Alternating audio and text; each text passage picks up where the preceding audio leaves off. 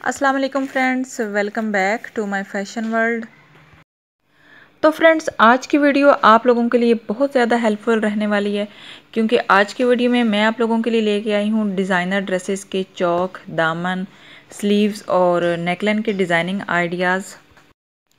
ये डिज़ाइनिंग आप लोग भी फॉलो कर सकते हो अपने विंटर ड्रेसेस के लिए, चाहे ये स्लीव्स के डिज़ाइन हैं, नेकलाइन के, चौक दामन के या फिर ट्राउज़र्स के।